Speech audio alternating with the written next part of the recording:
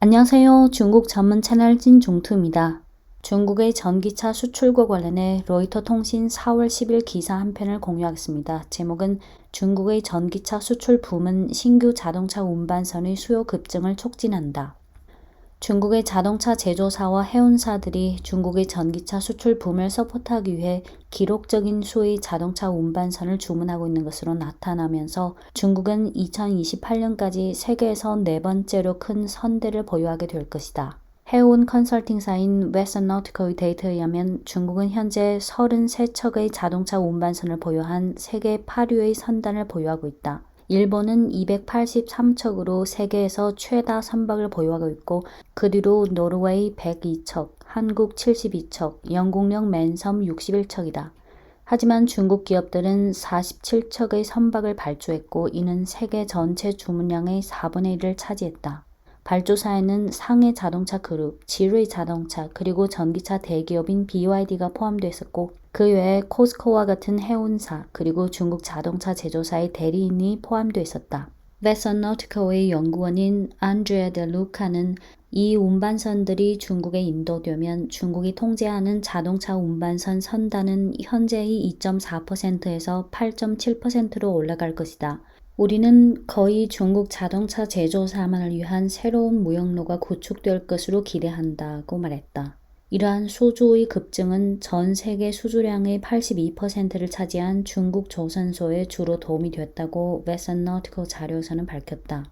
가격 압박 경쟁, 비용에 민감한 고객, 그리고 경기 부진으로 인해 자동차 제조업체들은 자국보다 높은 차량 가격을 요구하는 시장으로의 확장을 강화했다.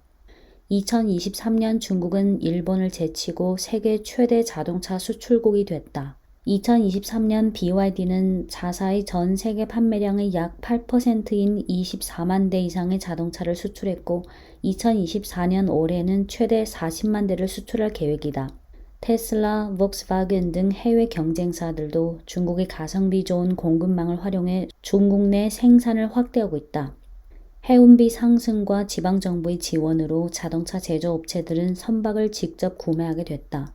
해운 컨설팅사 글락슨의 자료에 의하면 2023년 말 6,500대급 자동차 운반선의 일일 용선료는 2019년 평균치의 7배가 넘는 11만 5천 달러에 달했다. 중국의 자동차 수출이 늘어나자 미국과 EU는 중국이 자국 시장에 저가 제품을 넘쳐나게 했다고 비난하면서 과잉 생산에 대처하려 한다고 했다. 이에 대해 중국 정부는 그들이 혁신을 과소평가하고 국가 지원의 역할을 과대 해석한 것은 초점을 잘못 짚은 거라고 반박했다. 영국 시사경제 주간지 이코노미스트 계열사인 이코노미스트 인텔리전트 유닛의 수석 이코노미스트인 슈티엔천은 조선업에서도 과잉 생산 리스크가 높은 가운데 중국이 손가락질의 표적이 되고 있다고 말했다.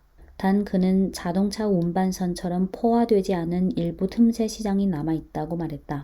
제닛 옐런 미 재무장관이 4일간의 중국 방문 기간에 과잉 생산 우려를 제기했다. 한편 왕원타오 중국 상무부장은 유럽을 방문 중이며 중국산 전기차가 보조금을 부당하게 받는지에 대한 EU 집행위원회의 조사에 대해 논의할 것으로 보인다. 네, 이상입니다.